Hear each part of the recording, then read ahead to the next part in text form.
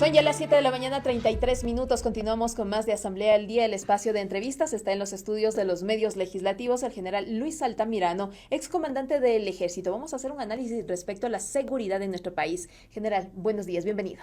Maritza, buenos días, muchas gracias por la invitación, un saludo cordial a la audiencia. Gracias por estar con nosotros. A su criterio, ¿qué faltó escuchar ayer de los presidenciables en este debate respecto a la seguridad? Bueno, lastimosamente el formato del debate y cómo fue llevado por la presentadora no permitió realmente profundizar aquellos puntos que de forma muy general se dieron, y de igual forma se transformó en un debate de acusaciones de ida y vuelta, y creo que se perdió una oportunidad de ir conociendo realmente cuáles eran las propuestas. Sin embargo, lo que sí se debe mencionar es que no estamos frente al candidato Noboa de la vez anterior, sino estamos frente al presidente de la República, y la carta de presentación de él es lo que ha hecho. Y en lo que ha hecho encontramos un déficit enorme. ¿Qué le falta? ¿Qué ha faltado durante este año y medio, un poco más de un año y medio, al presidente Noboa para reducir ese índice de inseguridad? Porque estamos en estados de excepción permanentes, estamos en un conflicto armado interno, hemos visto las acciones que ha dicho el presidente que va a emprender respecto a la seguridad privada internacional. Mire, lo que pasa es que estamos frente a una palabra devaluada del presidente, porque el presidente hace anuncios y a la vuelta de la esquina cambia de dirección, cambia de opinión.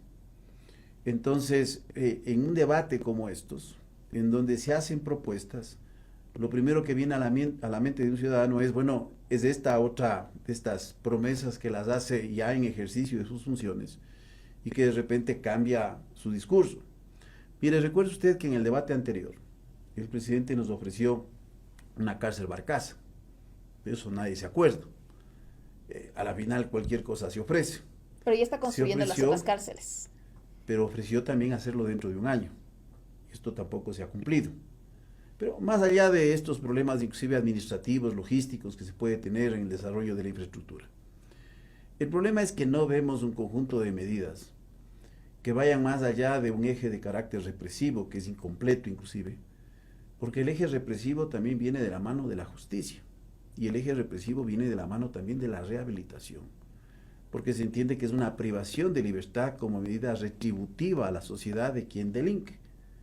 Entonces esto tiene que estar articulado para que esa persona pueda reinsertarse a la sociedad. ¿No sirve de mucho entonces estos operativos constantes diarios que desarrollan las Fuerzas Armadas y la Policía Nacional en territorio? Captura a estas personas y las lleva a la cárcel, si en la cárcel no van a tener ningún tipo de procedimiento que les permita reinsertarse. Exactamente, pero mire, aquí se mencionaron algunas cosas en el debate que a mí me llama la atención y que refleja un profundo desconocimiento.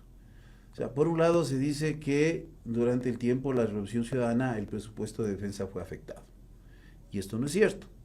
Yo he publicado una obra que se llama De la paz a la guerra, evolución del crimen organizado en el Ecuador desde los años 80, que es un enfoque académico, no es un enfoque de narrativas como por ejemplo las que se pudo ver en el debate, en donde podemos apreciar que el abandono de Fuerzas Armadas es un abandono que se da desde la firma de la paz, porque somos el país de minutos. Entonces ya no hay guerra, ¿para qué Fuerzas Armadas? Y eso se ha mantenido, ¿no? Y de hecho en un momento entró el debate de la desaparición de las Fuerzas Armadas. Claro, hubieron gente muy irresponsable que habló de este tema. Pero mira, a partir del 2009, porque hay que tomar en cuenta que hay datos muy fidelignos y certeros que permiten distinguir entre gasto de inversión y gasto corriente. A partir del 2009, cuando ya desaparece la Honorable Junta de Defensa Nacional, y que era un proceso de lógica para volverlo mucho más técnico, tenemos datos que nos indican que entre el 2009 y el 2016 el gasto de inversión en Fuerzas Armadas fue de 219 millones de dólares. 219 millones de dólares al año. Esto de aquí es el gasto más alto que se ha tenido prácticamente desde el año 2000 hasta la fecha.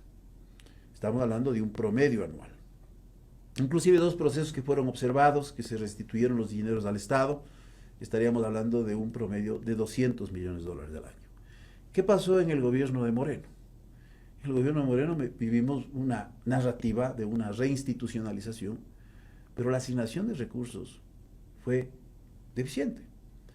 Tuvimos un promedio de 84 millones de dólares al año. Inclusive en el año 2019 fue el año más bajo en la historia, le hablo de este tiempo, en donde para gasto de inversión se recibió 53 millones de dólares. ¿Esto debilitó a las Fuerzas Armadas y les dio una ventaja a los grupos Recuperar una delictivos? capacidad operativa abandonada desde 1999 por 10 años es difícil. Porque recuerde usted que en el 2008 teníamos 2 aviones supersónicos, de los cuales uno no podía funcionar ni con armamento. Teníamos una flota de helicópteros prácticamente parada, sin recambio alguno. Entonces es muy difícil. Teníamos un sistema de radares ya muy anticuado. Y bueno, todo esto se da en este periodo, para bien o para mal. A partir del el gobierno de Moreno es 84, pero viene el gobierno de Lasso y la asignación presupuestaria para inversión es de 74 millones. Es de baja. Pero cuando usted lee los titulares de los discursos que se dan, usted encuentra otros datos. Yo estoy presentando esto, por si acaso, en Flaxo, no recuerdo bien si es el 3 o 4 de diciembre, como parte de un estudio académico sobre la evolución de los presupuestos de seguridad. Cuando vemos, por ejemplo, este gobierno invirtió 109 millones de dólares. Es decir, un 50% y un poquito más de lo que históricamente cada año se invirtió entre el 2009 y 2016. Entonces estamos hablando que lo que se dice no es cierto. Y en segundo lugar, hay que tomar en cuenta que el gasto corriente también aumentó. Y el aumento del gasto corriente se dio por efecto del incremento salarial. El incremento salarial en Fuerzas Armadas y Policía Nacional más fuerte se dio entre el 2007 y el 2012. Entre el 2007 porque se incumplió parte de un proceso de homologación salarial que podía haber sido modificado por parte del Ejecutivo, porque lo que se hace en ley se deshace en ley. Pero esto la gente no recuerda. Entre el 2007 y el 2019 se aceleró ese proceso y posteriormente hubo otro incremento en 2010 y otro incremento en 2012. Prácticamente los salarios militares ya no tienen ninguna revisión desde el 2012. Y lo mismo pasó con el sistema de pensiones. Entonces, las narrativas muchas veces son eso, quedan en un meme, quedan en una frase, pero yo, por ejemplo, le digo a cualquier funcionario de gobierno, estoy dispuesto a discutir esto, que los datos que se presentan, porque aquí estamos para escuchar propuestas. Le menciono esto porque se dice como que hubo una afectación en términos presupuestarios y no es cierto. Entonces, esto hay que tomar en cuenta. Y hay algo que yo sí quiero decir porque a mí me molestó mucho. Cuando el presidente menciona la condición de la candidata, diciendo que ha sido servidora pública y que ella no ha generado ningún empleo, mire, el servicio público es eso, servicio. No se trata de peyorizar a quienes hemos estado, por ejemplo, yo vestí el uniforme 40 años. Y alguien me puede decir, bueno, usted no ha generado empleo. Pero hizo mucho dentro de las Fuerzas Armadas. Entonces, me parece a mí que ese tipo de peyorizar, de denigrar la condición de un servidor público, mencionando esto, no es lo más correcto. Entonces, estamos frente a datos reales de este momento, de una degradación de la seguridad.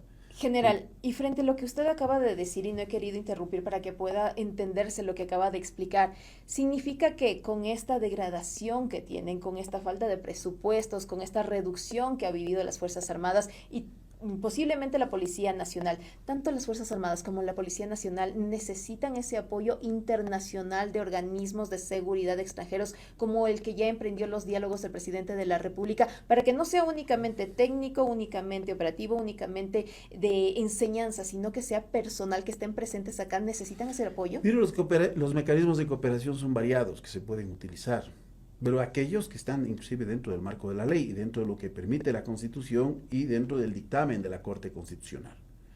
El dictamen de la Corte Constitucional del 11 de enero no dice para el desarrollo de operaciones bélicas propios de un conflicto armado. Eso ya requiere un procesamiento por la misma Corte Constitucional y por la Asamblea Nacional. Pero hay que recordar una cosa, hay que asignar recursos. Pero este año, y yo le digo y le puedo decir al ministro del Interior, porque yo sí he hecho administración pública, la disminución del gasto operativo de la Policía Nacional es impresionante, porque entre 2024 y 2023, de 65 millones de 2023 se baja prácticamente a 60.2, 60.3. Entonces uno dice, bueno, apenas son 4.7 millones, sí, pero hubo incremento de personal a mediados del año 2023. ¿Qué quiere decir? Que usted tiene más personal, pero reduce el gasto operacional. Porque esa se llama la partida de bienes de servicio y de consumo. Por si acaso esté diciendo alguna cosa y el ministro quiera revisar, que lo revise. Entonces, ahí hay una disminución real. Pero, por otro lado, cuando se hacen estas propuestas, yo no sé si se han puesto a pensar, primero que esto de los mercenarios y el nombre que se ha dado, está fuera de cualquier mecanismo que se pueda denominar cooperación. Y cuando yo le escuché al ministro decir que son los primeros que levantaron la mano, a mí me parece irresponsable. O sea, parece que no entienden qué significa la cooperación internacional. Cuando se hablaba de fuerzas especiales, hablábamos de una intervención por invitación, que tampoco es bueno, porque si usted no dota de los recursos, cuando usted pide una intervención por invitación, que es el nombre que se da en el mecanismo de relaciones internacionales, para que vengan fuerzas a su territorio, que requiere una aprobación de la Corte, que requiere una aprobación de la Asamblea, usted le está diciendo al mundo que estamos a la altura de Sierra Leona, de Mali, que estamos a la altura de Somalia, de Libia, de Irak, de Afganistán, que utilizaron esta figura. ¿Qué es lo que nos pasaría como país si esto sucede? Digamos bueno, que si sucede la esto, Corte Constitucional esa es la dice sí, postal, esa es la postal con la cual queda muy claro que en este país no hay que invertir.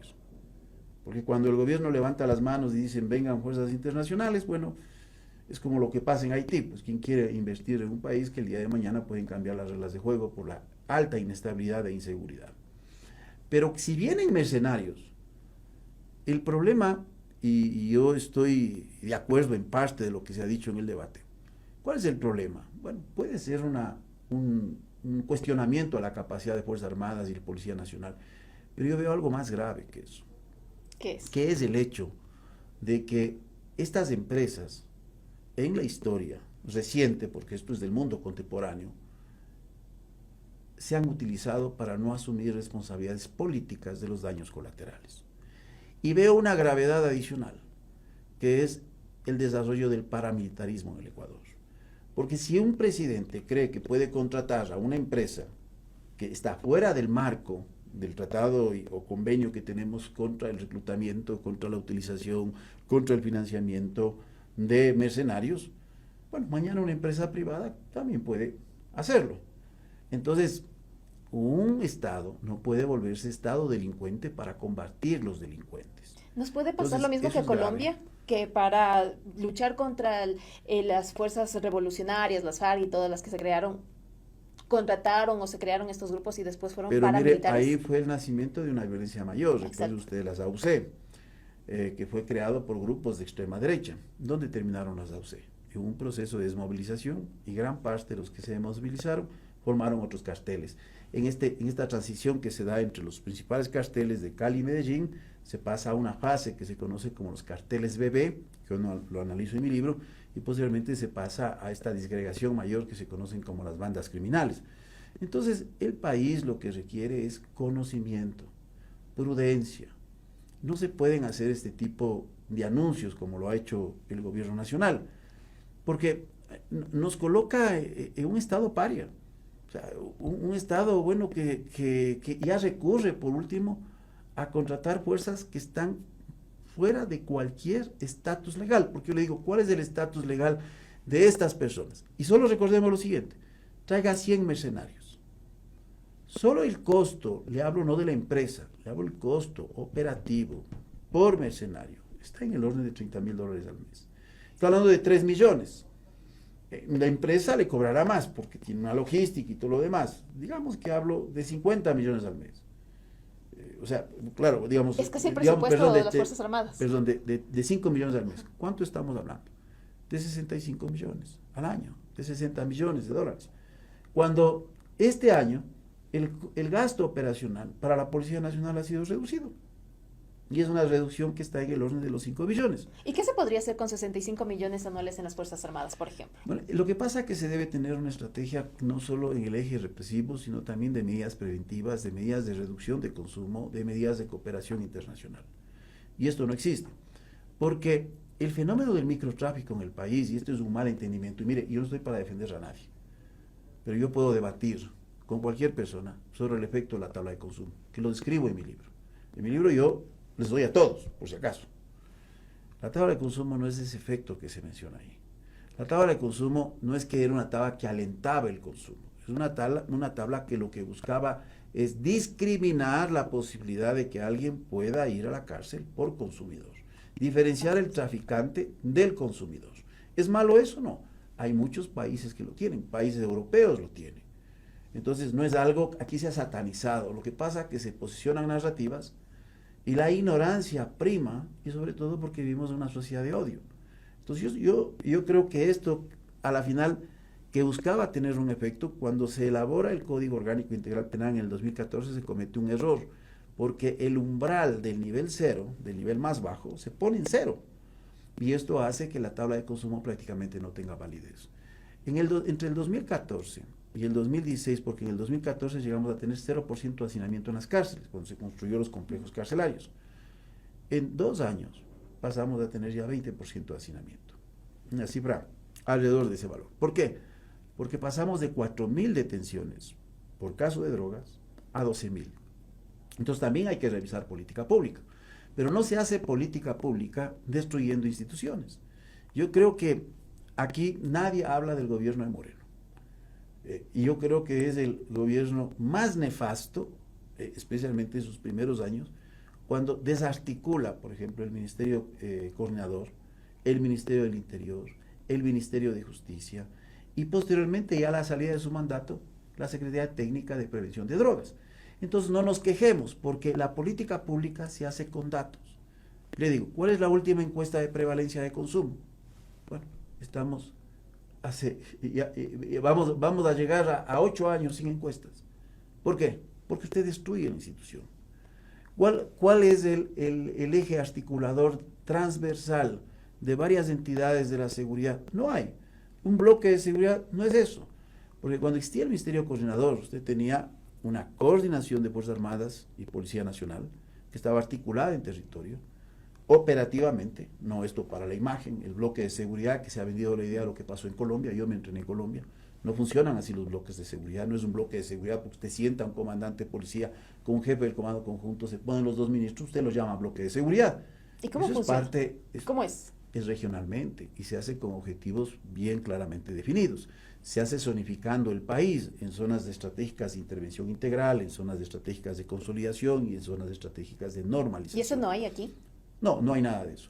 Entonces, cuando usted me dice qué está haciendo Fuerzas Armadas, Fuerzas Armadas está haciendo su mejor trabajo, pero hay una conducción política de esta mal llamada guerra muy inadecuada, en donde se ha sobrecargado de esfuerzos a la institución militar, porque se la convierte en una institución que tiene que hacer patrullajes como la policía, sin inteligencia.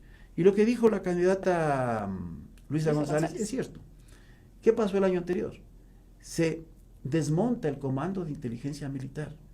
Y yo le digo esto y les digo a mis soldados, escuchen, hacer las cosas, proponer cosas, requiere talento, requiere capacidad de innovación, requiere creatividad, requiere conocimiento, requiere luchar contra las barreras. Destruir, usted requiere una firma. Entonces en este país se destruyen instituciones. Al eliminar el comando de inteligencia militar y al devolver la inteligencia a cada una de las fuerzas, el grave error que se comete en pleno año fiscal es que usted, la EOD, que es la entidad operativa desconcentrada, que maneja el presupuesto, el elemento mayor, que es la Brigada de Inteligencia Militar, perdió su presupuesto y ha tenido que pasar por peripecias para poder administrar los pocos recursos que se le entregan. ¿Y reduce la efectividad? Lógicamente, pues si usted no tiene presupuesto, se reduce la efectividad. Entonces, por eso usted requiere personas que tengan niveles de preparación, que tengan capacidad de visualización, porque a veces hay estas lógicas institucionales, o hay la lógica de alguna institución.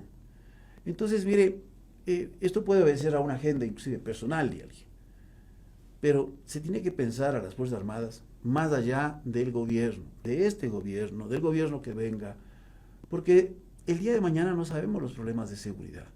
Mañana podemos tener nuevamente problemas interestatales. Y mire, por ejemplo, yo fui de las pocas personas que me opuse cuando se quiso vender el material ruso a Estados Unidos. Ese chatarra, material no era chatarra, eran 25 lanzadores múltiples. Ya estaban en puerto. Y que casi nos mereció una reacción de Rusia. Y 7 helicópteros MI, que están operando hasta el día de hoy, ¿no? La chatarra, volando la chatarra. Y helicópteros algunos comprados en el 2010. O sea, un helicóptero vuela 40 años. Entonces no es así. Y mereció una reacción, porque era lógico, pero si yo voy a tomar una decisión, hago una reunión de staff, digo, muy bien, hay este pedido de Estados Unidos, pedido que lo hizo a Perú, pedido que lo hizo a Chile, pedido que lo hizo a otros países, a Colombia, y Colombia tiene una flota de MI. Y le dijo no, porque cada uno tiene que medir las repercusiones. Nosotros teníamos un acuerdo firmado en el 2008 para limitar la transferencia de este material, sino con autorización del fabricante. Automáticamente ya no podemos hacer. Hay reglas de juego que están establecidas. Entonces, esto había que observar cuando hay un trabajo de carácter técnico. Pero de repente se hace este ofrecimiento. A la final, ¿qué pasó? Mire cómo se responde en la diplomacia. Rusia nunca nos dijo, cuidado. Nos dijo, de repente encontramos un gusanito en estas cajas de banano y nos pararon las importaciones de banano. Todo tiene un efecto. Y después nos dijo, encontramos esta mosquita en esos claveles y nos pararon la importación de flores en el tiempo de mayor demanda. Hubo una gran pérdida en el Ecuador. ¿Qué tuvo que hacer el Ecuador? Dar un paso atrás. Entonces, estos anuncios, como por ejemplo la imposición de 27% de aranceles a México, ¿se ha cumplido, Maritza? ¿Tocaría esperar? No, y no, también es que la, no se ha la cumplido. minimización por parte de la utiliza presidenta. en un discurso de odio. En un discurso de odio. Y yo he escuchado a varios analistas que tienen tendencias de derecha, de izquierda, de centro. Yo trato de hacer opinión con base a argumentos, no con tendencias. Pero escuchaba a uno de estos analistas recientemente que decía el error que cometió el Ecuador con esta incursión a la Embajada de México. Aquí hay sentimientos encontrados de muchas personas. Pero yo digo, como país, ¿cuál fue el resultado? Más negativo que positivo. Primero, el drama humano de los ecuatorianos en México. En segundo lugar, mire usted, no hemos logrado canalizar ni ayuda de gobierno a gobierno, ni extranjera. La Convención Iberoamericana no asistió ningún presidente latinoamericano. Entonces ahí ve los resultados, porque a la final, mire, usted puede esbozar lo que quiera, pero la Corte Internacional de Justicia no va jamás a dar la razón a Ecuador. ¿Por qué? Porque mañana le estaría diciendo a Turquía, le estaría diciendo a Myanmar que ingrese a una embajada por legitimidad y justifique. Bueno, se va al carajo la Convención de Viena, entonces... Cada país puede hacer lo que quiera. En un orden internacional tan fragilizado, yo le digo, a la final, el Ecuador tiene que pensar, el Ecuador no puede estar jugando en estos juegos geopolíticos, sonriendo con unos y con otros, porque a la final, mire, los países lo que tienen son intereses. General, tenemos ya un minuto adicional. Dos cosas. El presidente de la República y sus autoridades dicen que en 2024 se redujo en un 16% los homicidios violentos en nuestro país.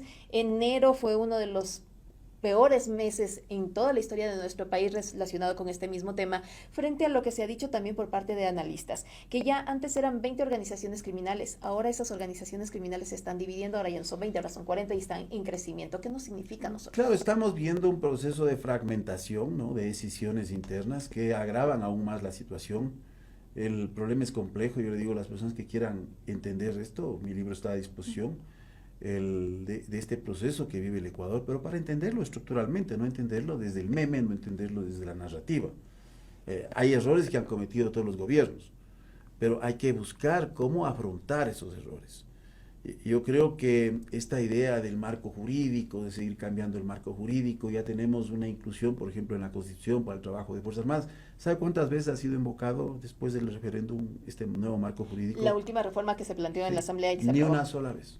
¿Y por qué no se utiliza si esa sería una de las opciones? Porque, la participación porque excepcional eso es de las parte de mantener la zozobra, mantener este estado de miedo, ¿no? ¿Sería mejor que a los estados de excepción? Sí, habría que revisar. El problema es que el estado de excepción no es malo per se, lo malo es cuando no hay una estrategia articulada, y una estrategia obedece a dos elementos generales: espacio y tiempo. Es decir, tiene que haber una evolución de esa estrategia de cómo se piensa alcanzar los objetivos finales. Pero cuando no existe, vivimos de las coyunturas y esto genera desgaste en las instituciones.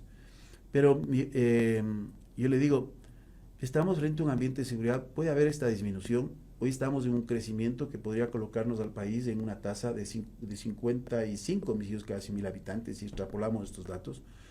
Tenemos el incremento de los delitos de secuestro, casi el 25% se ha incrementado los secuestros entre 2023 y 2024, o sea, informamos lo que nos conviene.